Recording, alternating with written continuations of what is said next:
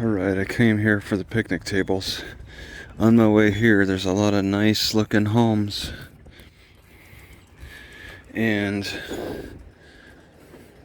I question why anyone would want to hang out here when they got a nice home instead. So that's why the bathrooms are open, and the bathrooms are probably unlocked even at night. Nobody's here right now. Wow, that's real good artwork there. So it's an advantage to be in these nice neighborhoods. They don't wow, is that still cold?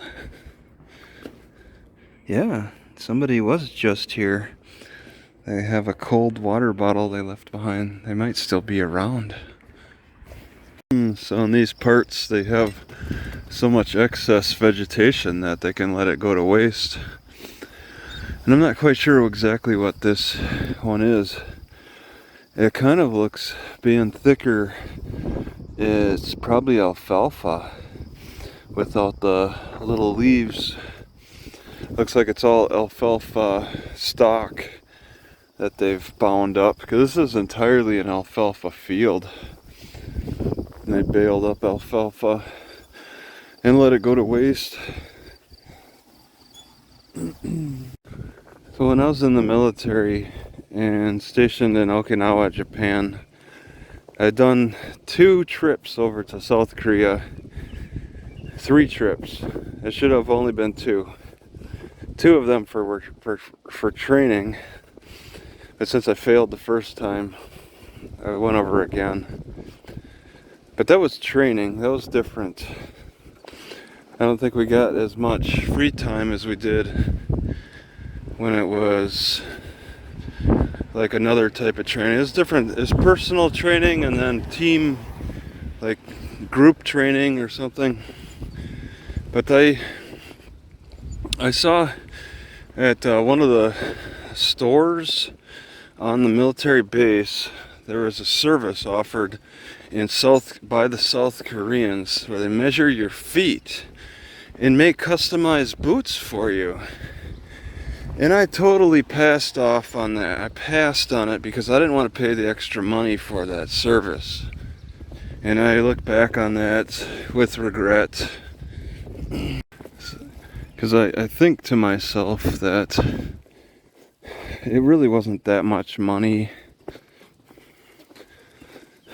that much extra, because South Korea was experiencing some kind of decline in their wealth. Some Asian financial crisis in 1997. The value of their money plummeted, but I still, what was it? Maybe like paid like an extra $20 or something for boots for that service of the customized boot. If I would have done that, if I would have been like, sure, whatever, because a lot of guys did it. I guess you could get a fast turnaround, or at least have the boots mailed to you back in Okinawa. I was just thinking it was too much of a luxury for me.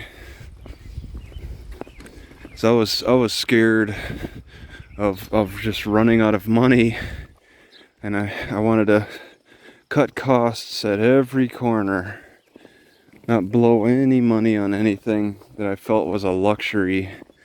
And I considered customized boots to be a luxury in my early 20s. I don't look at it like that anymore, especially after the suffering. I got at least one bad foot. I got one bad foot directly related to the tight shoes. My right foot, I think I made it vulnerable to the toe fungus that keeps coming back on the pinky toes.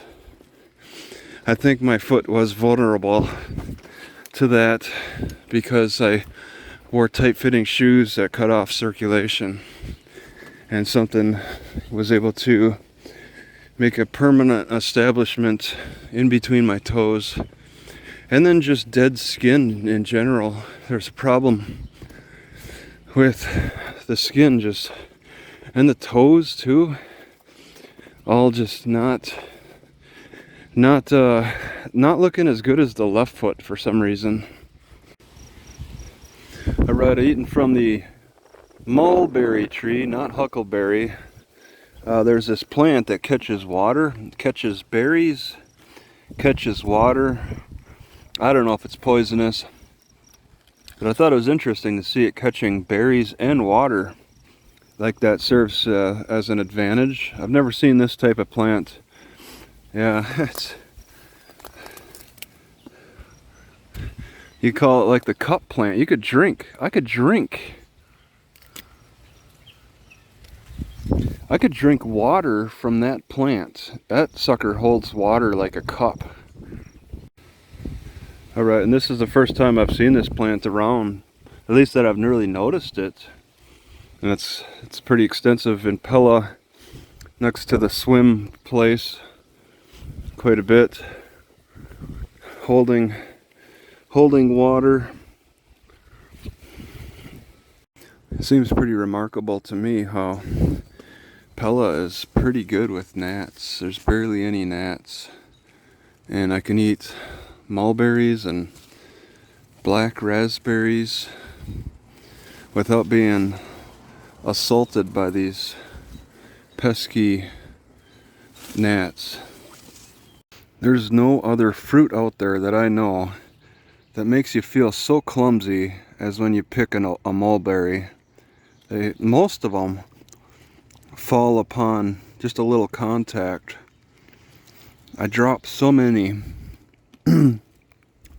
just on a slight touch. It makes me feel so clumsy. I guess I could pick them up off the ground. Alright, it's kind of rare for me to visit college campuses. They got goldfish too. And among the campuses, it's pretty rare to see that it has its own pond. And goldfish. Can that be seen?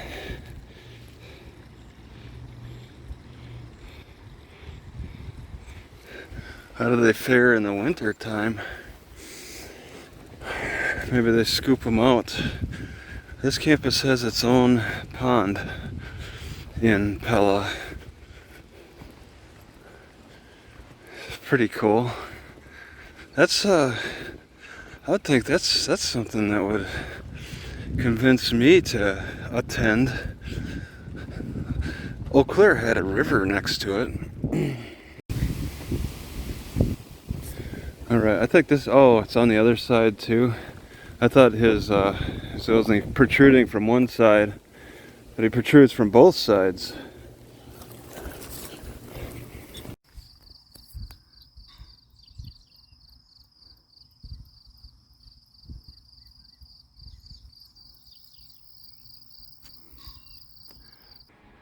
Alright, I think I want to toss away one magnifying glass, because these glasses help when I want to string through the tiny holes.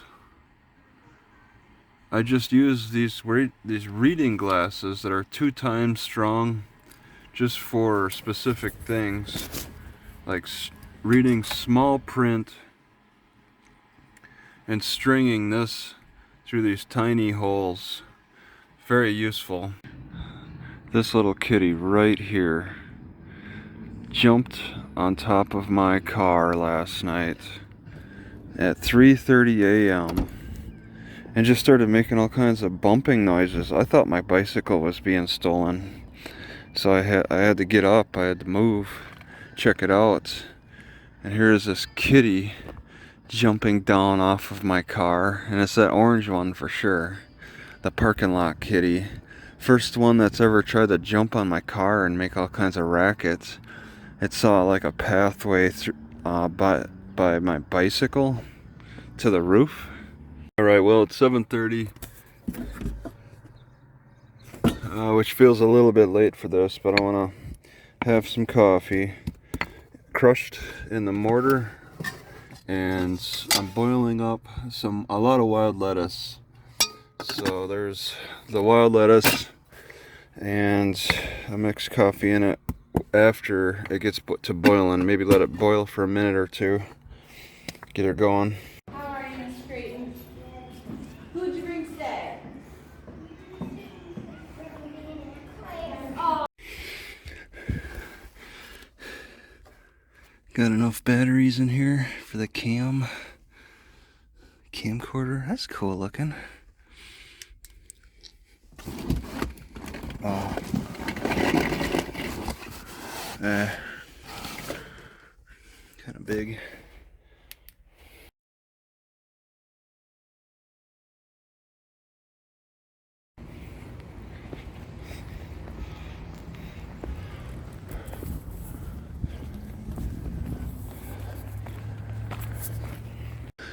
I think it is very unusual for Pella to have so few gnats and flies trying to get me. They're doing an extraordinary job here keeping those bugs at bay. This was an old gas station for sure.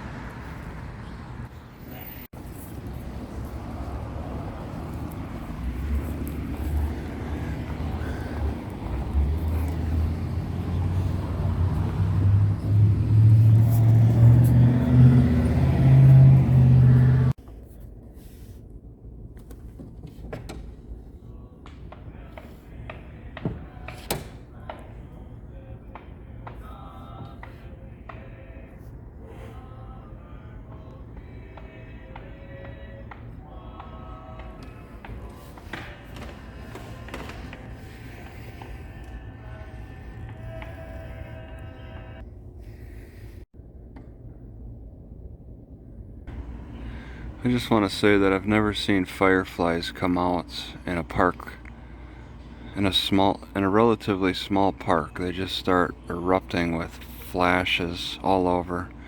I don't think I can pick it up with this camera at all.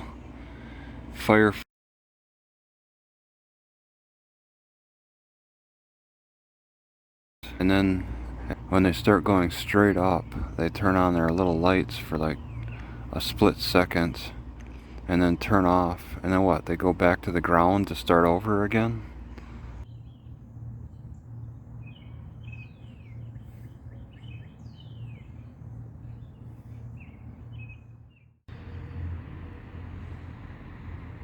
Yeah, I never really gave fireflies much notice. They just were, every so often you'd see them, but I never gave them much notice because they were kind of rare up in Rice Lake, Wisconsin. They seem like they're more numerous in Iowa. I might have seen some in Missouri. They seem like they're more numerous around here. There might be a part of the country that they're the most heavily concentrated. They like this area. Alright, in the time I've been here, farmer came around and mowed up his alfalfa. This is all alfalfa. They were standing before. I think he did it yesterday. Strange thing is, I don't really smell any fresh mowed hay. There's not that smell in the air. Surprises me. Next to the Walmart, so you know there's plenty of garbage in there. Although this isn't a highly active Walmart, at least. There is still some garbage that gets into the alfalfa, though. Alright, along this farmer's field, I came down and stole some alfalfa. This is a slippery elm tree he knocked down. He uprooted it. Wow. The leaves it's all slippery elm, so all this bark is fair game. I peeled some It's still got some moisture to it. It's very tempting to try to grab from the thickest, the big thick bark. Just get a little bit. I'm trying to gather slippery elm as much as I can. This is also a slippery elm that he didn't knock down. May get knocked down, who knows. It's got a little stringy appearance to it, but the leaves are of the slippery elm variety. And then a very orange root he uprooted. That is, at least in the outer bark, it's very orange. I think it's like an osage. They grow in Oklahoma. I think I'm gonna seriously look into getting another bicycle. So tired of this chain falling off. This doesn't do it. This is not. I need like a spring-loaded tensioner. I'm having difficulty getting that. That should be something I should go for first. Everything else about the bicycle is fine, but the chain falls off so much. It's really unrideable. Looking too long. Looking too long. Alright, so this is my coffee, grass, and various herbs all together. Oh, barley too. So I just want to let it soak, and then I'll strain it. But Walmart is now open, 6 a.m. Go and get some milk and some more dates. I'm pretty sure I have slippery elm bark here. It looks beat up. I want to do a little test. Take some of the most beat up and soak it in some water over time to see if that gets that gel. Alright, I'm in Big Rock Park, and I wasn't really planning on recording until I saw this bolt action. That is some heavy duty bolt action for a small shelter. Okay, we got a serrated knife, painted red, and this was made by Cub Scouts.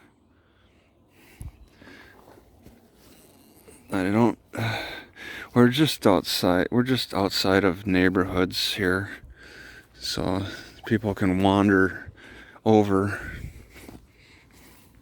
Yeah, we're just outside of neighborhoods, and you see stuff like this. If this was further outside the city, you wouldn't have that. Okay, so I see a sign for this tree. It's got thorns. I'm not sure what it is. And there's a sign here that the Cub Scouts put up. Look at these little poops did. Put this big, thick rubber mat over. And they did it for all these signs.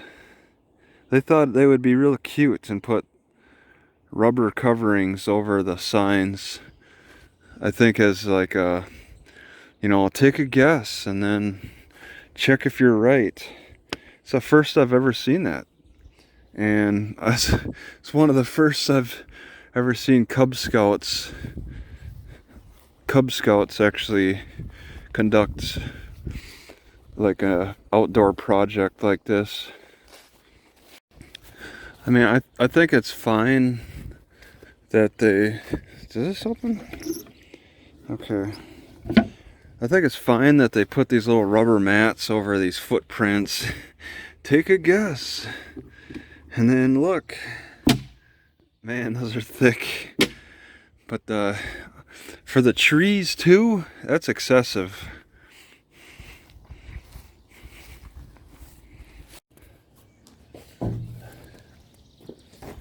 I stand where the butterflies are very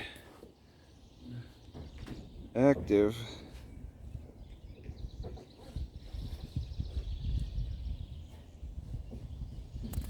And they're landing on me. Maybe I should get out of their area.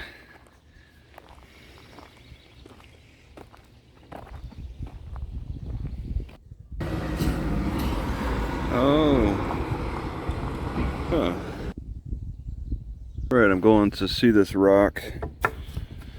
But this seems like that chicken in the woods mushroom, right? Stiff, breaks. Smells like a mushroom. Smells delicious, actually. I don't know what it is exactly. Could be a deadly mushroom.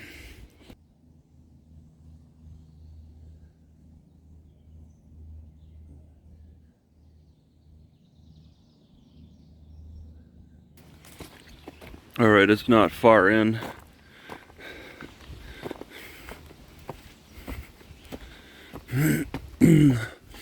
This rock that was brought in by the glaciers. It's something that just kind of stands out. It's not a far walk at all. That's good. Big Rock Park, okay. And they have a picnic table out here, but I doubt people want to walk very far to get to use a picnic table. Alright, I doubt anybody else wants to do this. I can't even touch it anymore.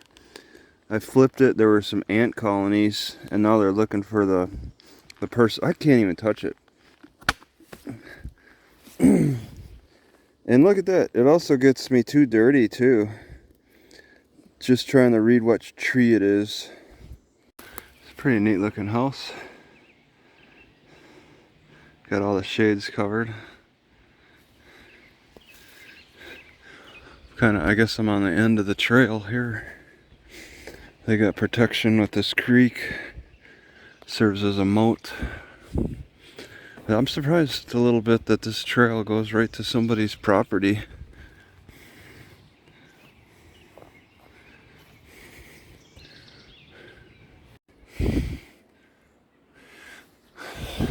People seem to have so much disrespect for the slippery elm that they'll even misidentify it. Because we're facing the tree. I don't even want to touch this rubber stuff. Just pry it. You don't want to touch that stuff. And you can see slippery elm, mucilaginous layer, soothing remedy. But then you look at this. This is not the slippery elm. Okay. So people are gonna try to get the bark and off of this, thinking that it's got the mucilaginous inner bark, and it doesn't. They made a mistake. They just don't use it. They don't like that. They don't like it. I love it. It's amazing how few people really like it. Farmers are knocking it over like it's a pest. The Cub Scouts are misidentifying it. It doesn't get any respect. Alright, I'm gonna go through my thought process here on the 25-pound weights. And it's not smart. I have not been smart with spending money on weights. I've been keeping them for months right here. But today I'm like, okay, forget it. I'm done with these 25s. I can't rationalize keeping them.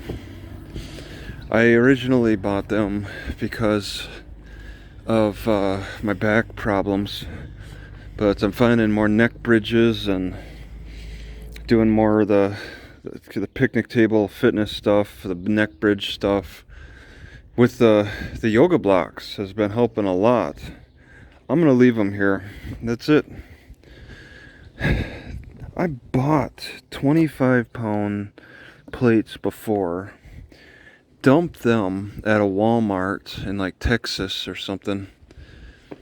Months later, a couple years later, I decided to get some more 25s, thinking maybe that it's a solution for my breathing problems, that I just need to do more weightlifting for my upper back with those, and it didn't help. And I haven't been using them. The last thing that helped, the last thing that I tried to rationalize with keeping them, how I was trying to rationalize keeping them, was that I was going to keep mats on my car for the summer. Wherever I park, I put a mat on the car and hold it down to the 25. But now I'm like, well, why don't I just put bowls of water on the car and drench the car every so often instead? So now I don't use the 25s. I'm going to stick with the 45s at least. I cannot get rid of the 45s. But I'm going to leave those 25s behind. Save 50 pounds in the car. But I don't want to get rid of these 45s. I haven't used them in months. But they're still really something to turn to. Once I can get my back to the point where I'm comfortable with lifting, I will turn to those 45s. But I still feel like I'm in a bit of a crisis with my back problems, my upper back problems. Because if there's any time where I try to take a deep breath and I can't, I need to keep working on that. That involves doing the back bends and all that, and weightlifting does not help. So it's just something weightlifting is something to progress to, but I need to do, I think, more body weight exercises entailing laying on the ground.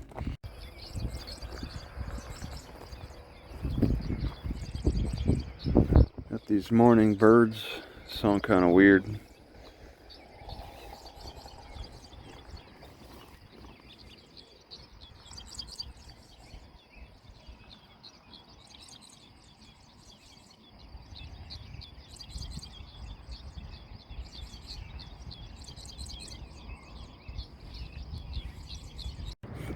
Alright, I was told that Fred Maytag pulled his business out of the city of Newton. So I guess they're struggling a little bit. Wow, somebody actually came here and threw seed for the squirrels. That's kind of rare. I don't see that happen too often. And there's like 4 squirrels, 5 squirrels. Threw seed all around the tree, one tree. So, 2 trees showing support for the squirrels, the fat squirrels, fattening them up. And not far from the bandshell park, there's a old cabin on display.